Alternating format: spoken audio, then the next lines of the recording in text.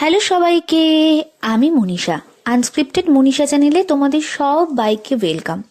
তোমরা কি ভাবছো, নেক্সট ভিডিওটা হওয়ার কথা ছিল যে ভিক্টোরিয়া মেমোরিয়ালে মিউজিয়ামের মধ্যে আমি কি কি দেখেছি সেগুলো তোমাদের সাথে শেয়ার করব।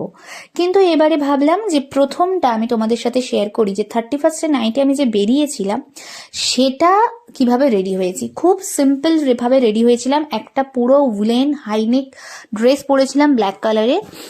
এটা আমি সিকিম যাওয়ার সময় কিনেছিলাম। তার সাথে নিচে প্যান্ট পরেছিলাম একটা উলেনের, কারণ এই ঠান্ডায় ওয়ান পিস পরে যাওয়ার মতো সাহস কিন্তু আমার নেই।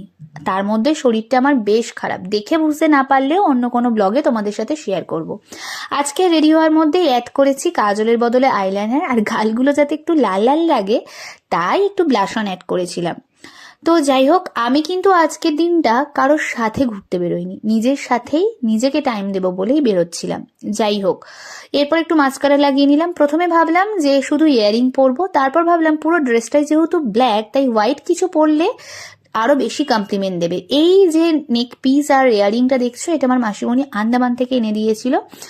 যেটা দুটো পরার জন্য দিদি বললো যে না, যে কোনো একটা পর, হয় নেক পিস না হলে ইয়ারিং। তারপর আমি নেক পিসটাই পরলাম, কারণ ইয়ারিং সবসময় পরা হয়।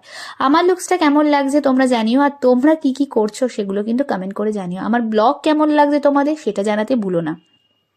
আশা করি ভিডিওটা ভালো লাগবে। ভালো লাগলে লাইক কমেন্ট শেয়ার সাবস্ক্রাইব করো।